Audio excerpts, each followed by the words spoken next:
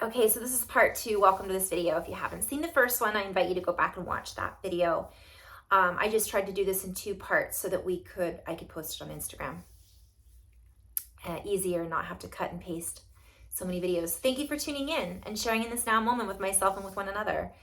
This is just the messages that I was getting about the DNA and a slinky.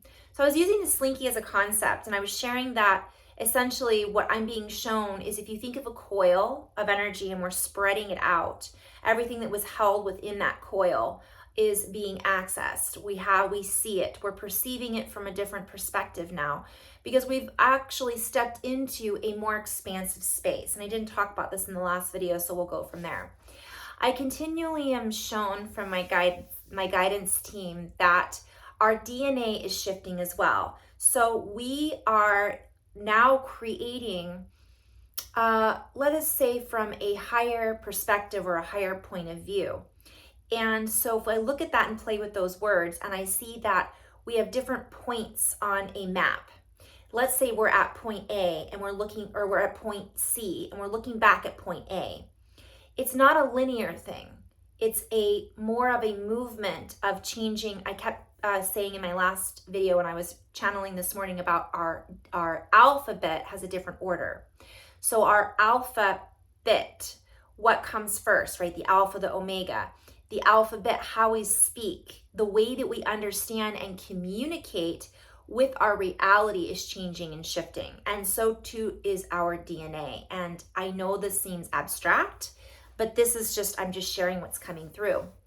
But this abstract language, this ability to not necessarily compartmentalize everything in a particular left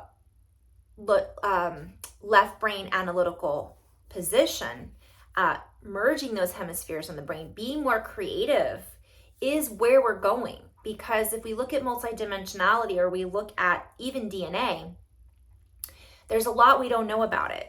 And so I'm being called over and over again to what my guide said, and I said this in the last video, is open your can of worms, open your can of words. And I was shown like a pop, and you let that can open, and all of a sudden that coil, I'm just going to keep using that as an expression, the slinky expands out and it contracts and it moves and I can shape it, but it's all connected.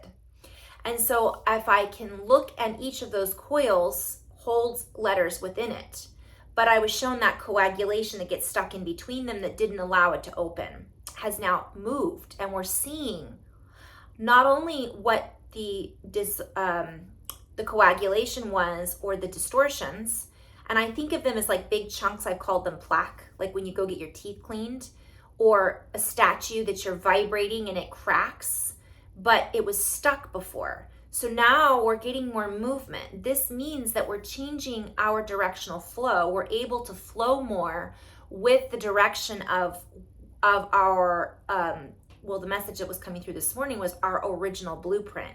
So it was like we were blown off course and then we got stuck and our coils weren't able to be read or accessed. We couldn't read between the lines because we were stuck in line.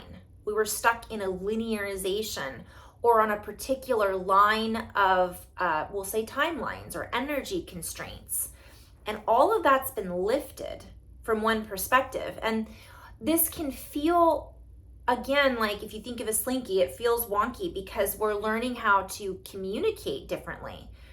We're learning how to read between the lines. We're better spoken. We're remembering the original, right? We're remembering that this is something that we've always been able to do. But part of the story, and I talked about this in my last video, part of the story is, oh, I can't do that because that isn't real. Or I am unable to access this because I have too much karma to clear. I'm suffering in this lifetime because of all of my karma. Well, what I was shown is this is a perceived story. It's perceived karma. And I am not saying that karma isn't or wasn't real from one perspective. But if we really look at that as abstract, there's no proof, right, from our scientists that karma existed. It was just the law of cause and effect. So the idea is that what you put out, you get back. And so if you're creating a lot of hurt and pain, it shows up more in our field. And so from a very logical perspective, that's karma. From a deeper perspective, or a more abstract, we call esoteric perspective, that's how the universe was created, in order to do checks and balances, in order to keep things balanced and to keep things aligned. But what I keep being shown is our concept of karma is also creating a story. Or excuse me, not our concept. But as we create this story, we're being called to rewrite the story. Now, this is kind of a strange idea or concept, because we think, well, we don't rewrite history. That's part of the problem. We need to know our history, our real history. We need to really understand how karma works, and why do I have this showing up for me? Is it because I wronged someone in a previous lifetime and now I'm paying for it? That sentence right there is what I'm referring to. It isn't actually the order of things that's changing. It's how we're interacting with the order of things. It isn't, the order is changing too. And I always talk about timelines. So if we're creating now and we're having a ripple effect on our future, and we theoretically can time travel and go back to our past, then we're changing everything now.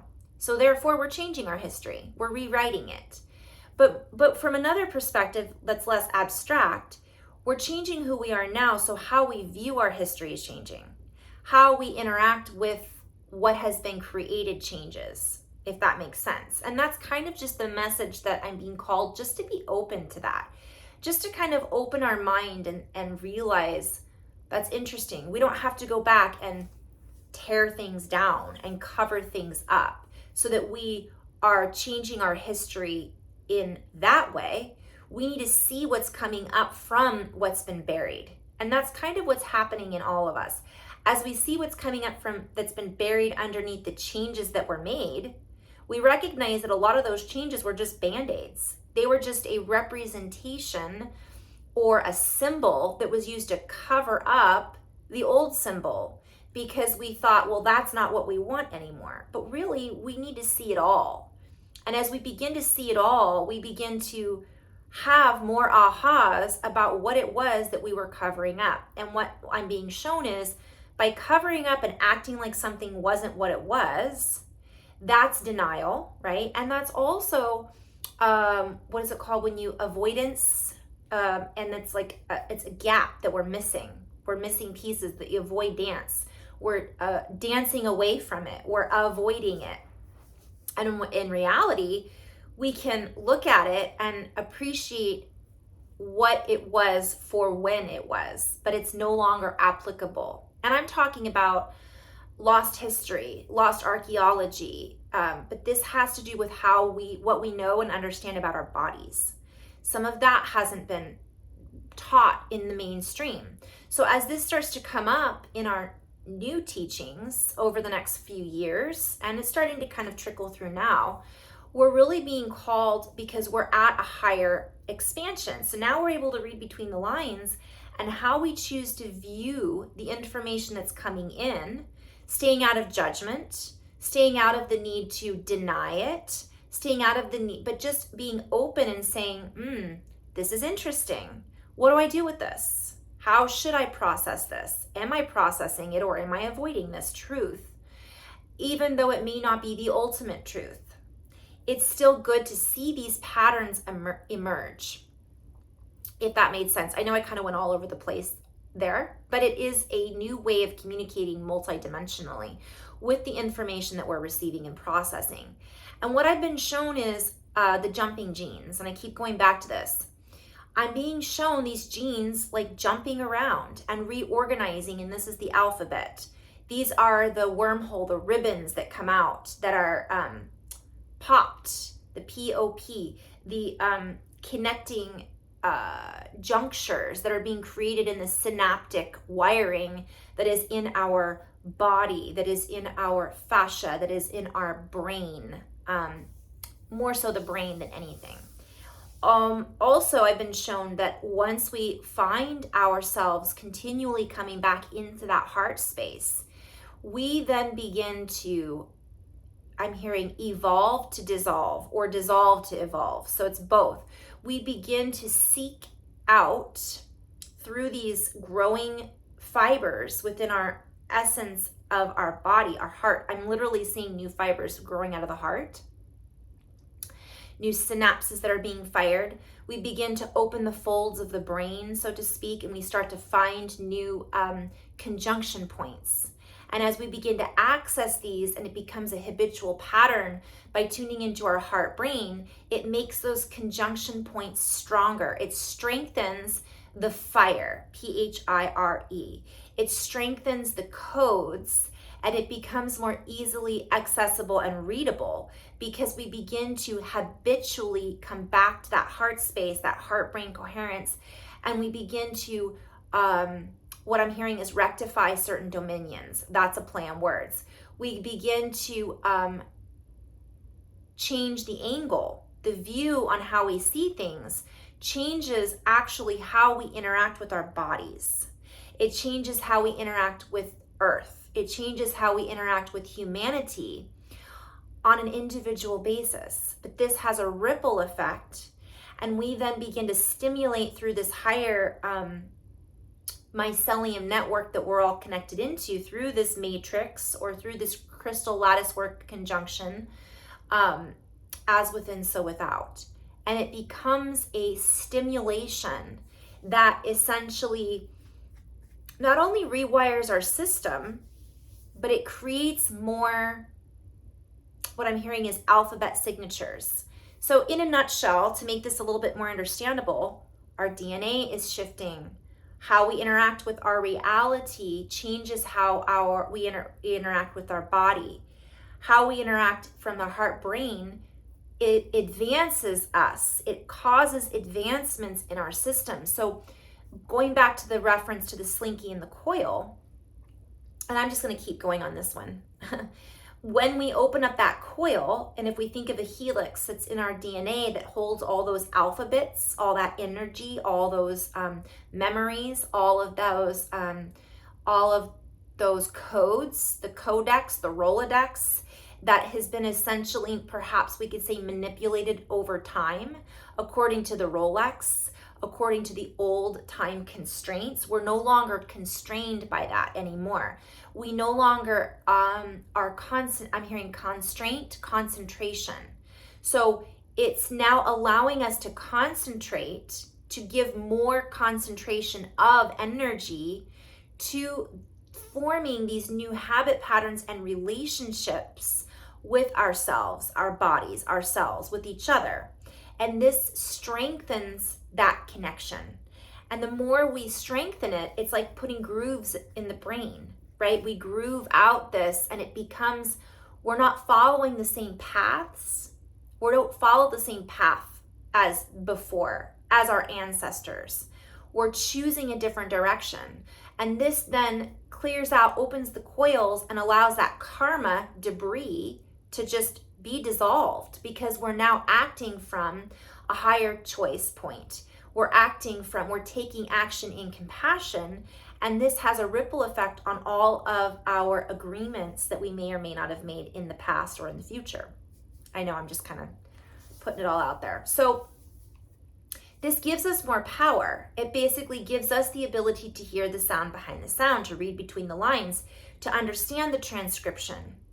And as we transcribe that which has been put in and transcribed in our blueprint of our bodies and our DNA, we start to recognize these patterns, and we start to hear what rings true for us. And we start to dip into those slinky rings, and we start to then decode a lot more than we've ever done in the past, which changes our relationship with time from one perspective. We begin to read everything faster, right? And this allows us to, what I'm hearing is react faster, have a faster reaction, but that's a play on words. We're not reacting to our circumstances. We're literally changing our interaction with our circumstances. Therefore, the reaction and the timing is faster.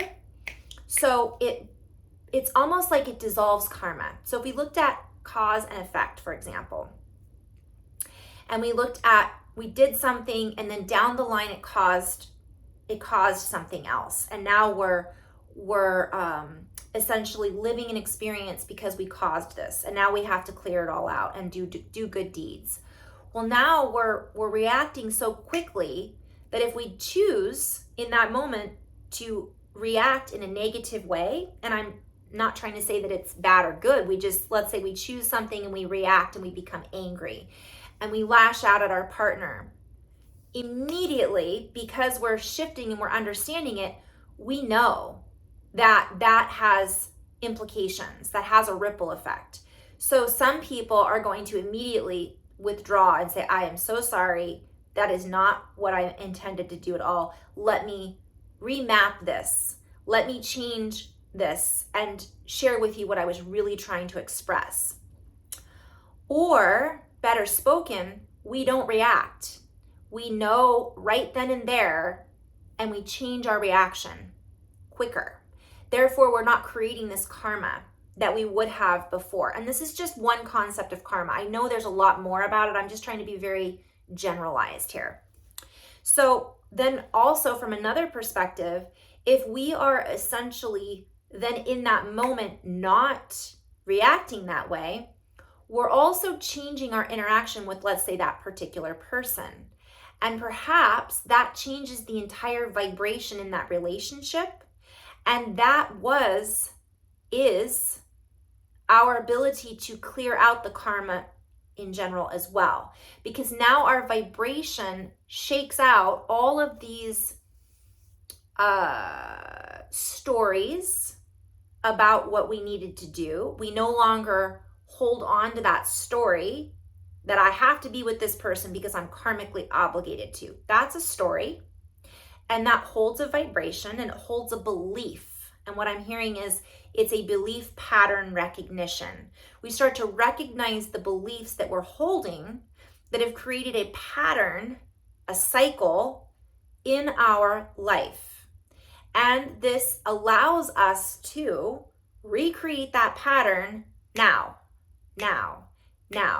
Once we do that on a regular basis, it becomes a holding pattern that holds us in a higher accountability and responsibility. It allows us to account for our energy.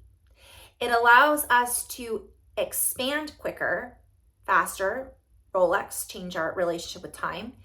And it allows in real time, and it allows us to respond with a higher ability of knowingness. So we are then able to see things that we weren't necessarily able to see before. We may not even know why we're responding to something the way we are, but we just do it. And that's that innate knowingness that's coming up from this higher connection with our heart and our brain and our bodies and our mycelium and our the sound. It's literally a musical note. It changes the quality of our interactions with everything. And then it's this higher song that essentially weaves together and helps us to, again, I always encourage everybody to look up cymatics. Think of a tuning fork, right? We are the tuning forks, and it then crystallizes from one perspective, but that's a play on words. I'm seeing chrysalis, I'm seeing chrysalis, I'm seeing crystallizes, realizes, and it brings into realization this higher network of communication, whether it's a literal realization or just a knowingness that then comes up from within us. And it helps us to then respond and really create from a much higher, what I'm hearing is diplomacy. Ooh, so that's such a play on words. I'm seeing debloom. So diplomacy, I'm seeing a plume array. So like I'm seeing a plume of a ray. It's this feathery plume like a peacock that blooms like spores in the mushrooms, in the mycelium network of humanity. you've heard that we put out pheromones. So we're constantly putting off this chemical balance between, we're constantly having this chemical interaction, not only between each other, but between our bodies and our environment. So we're utilizing all of this. And this then creates a glow from what I'm seeing. It literally creates a glow in our auric field. It creates a glow of immunity. And this is a play on words as well. Oh boy, we could go into so many different layers there. But essentially what happens is this stimulates a deeper communication. And as we learn how to interact with this, or as I said earlier, we remember how to interact in this way, it starts to create new stories. And the stories become a story of empowerment. Because when we operate from this way, we're not reacting out of blame, victim, fear, anger, insecurity, jealousy, envy, judgment. And while it's not to say that we won't feel those emotions or charges, they just won't hold the same charge for as long as they may have before. And I was being shown, let's say the charge is jealousy. I'm going to use that as an example. And that jealousy doesn't have to be with a partner. We could be jealous of a friend. We could be jealous of a coworker. We could feel insecure and therefore want what somebody else has, so on and so forth. That then creates this pattern that was locked in and keeping those coils. And what happens is we have this moment of heart-brain coherence, if we want to call it that. It moves up the coil and it charges it out and dissolves that, brings it out so that we can see it, acknowledge it, realize it, recognize it, whatever, and dissolve it. And that dissolving or integration, I'm being guided to share, sometimes we don't know what it is. Like we just feel this thing come up. Even though we're in our hearts, it doesn't even have to be something that triggers us. We could just be driving in our vehicle, our car, not this vehicle, we're always in this vehicle, except during dream time. But anyways, we're still technically in the vehicle, and we might feel this surge of emotion of just like kind of anger or rage or whatever. And then it just we just sit with it, cry it out, and then it moves through the coil. And we're doing that more and more without necessarily having to have the experience, because that experience was held in our bodies from one perspective, and perhaps we never gave it the attention or recognition, and we never necessarily allowed it to move through us. We just ignored it or we fed it, and it became this thing that we didn't necessarily process, if that makes sense. So these are all the things that I'm seeing, and I know I just shared kind of like this all over the place message, but more and more, many of us are going to start co-creating in such a way that it becomes, again, less reactionary, and we're able to then enact rather than reenact. We're able to then enact in action, move out of inaction and move into inner action, and change the course of humanity, which is already happening. And so this is the message that's coming through. I could go into so much more. I'm just asking if there's anything else I've kind of missed, and there'll be more to be continued, right? In love and light, guys, thank you so much for tuning in and sharing in this now moment, and just being open to this type and form of expression. And I'm being called to encourage everyone to feel the freedom in our own expression, and feel the recognition that not everybody is necessarily going to read between the lines the same way that you or I read between the lines. And we're all doing it in our own way. And so sometimes, again, like I mentioned in that example, we may feel this feeling, but we may not necessarily understand what it is, but we get it, right? And so some people need to talk about these things. Some people need to reenact it for a certain period of time in this Rolex, or excuse me, yeah, Rolex, in this watch. They need to hold on to that a little bit longer, while others of us are just like, blow out the clock.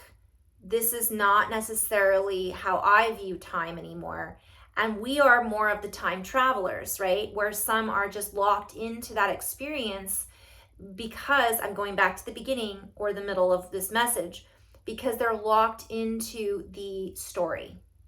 So what I'm being called to remind everybody is, as we now create this new story, staying in flow as a living codex versus a story that, again, we are locked into. So again, recognizing the pattern of, okay, we're creating a story now, but remember that the stories that we created lifetimes ago, or let's say maybe when we were a child, no longer hold the same charge, or we're perceiving that story as not how it really happened when we were a kid. So we remember when we were a kid, it happened one way. But now we look back and say, oh, it didn't happen that way. But when we were a kid, that's how it happened, according to that version of us. So remember this as we move forward and create these new stories, that if we're going to just now attach ourselves to this new story and say, oh, well, I learned this piece of information, this is true, this resonates with me, and therefore this is it. This is the only story. Because this is a constant development.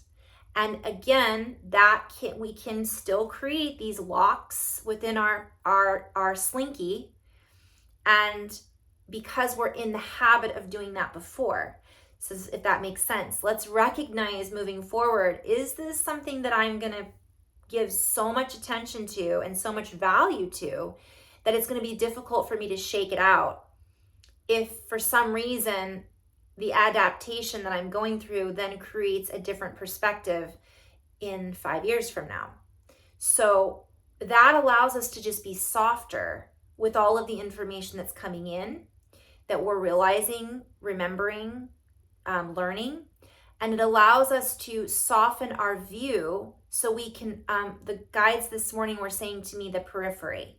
We then are not just in the slinky, we can see that there's other slinkies that are attached within this slinky. And we're able then to see more and recognize that the view, as we're looking, there's a side view, there's a view behind us, there's things going on above us, there's things going on below us. And always recognizing that we don't know everything, and that even though some of the things we're starting to understand are true and accurate, and some of the things we thought were true and accurate are not, and maybe some of those pieces of information never were. They were just a story to create something. It's like building a fake, what I was shown was building a fake ecozone in the ocean. So you're building an artificial reef. And what you do is you have, let's say, a cargo container, and then all of a sudden these animals come and build around this, and that becomes their foundation. What I was shown is a lot of us have built our reality on these false reefs, thinking that they were, the stuff that's underneath them was organic. And I'm using the word organic to describe the truth, and inorganic to describe a story that was created that we then built a reality around, and it became our truth. Yet it was never necessarily, it was empty until we added the value to it, until we created around that artificial story that then became part organic and part inorganic, because we built the coral on top of it. So the reason I'm sharing that is not to throw out the baby with the bathwater. Even though that reef is artificial, it still has some value in it because of what some of the beautiful things that were created from it. Not everything, just because it was, let's say, a distortion that was created from that distortion, was, there's still beauty in it that we can then extract, I keep saying extrapolate, extract from the entrapment, right? So we're pulling ourselves out of that, and we're taking with it the nutrients that we learned or can appreciate from that experience or from that story, even though we no longer choose to build value into that story. We're taking those pieces and we're creating something new from our concept, from our heart-centered focused. And that is then creating a more organic way of interacting with our reality. Although from one perspective, when we imagine something and we image it into matter, is it theoretically ever inorganic? If we're all creator beings. So that's a whole other can of worms, can of words. So in love and light, guys, thank you so much for connecting in and sharing in this now moment with myself and with one another. Again, in love and light, namaste.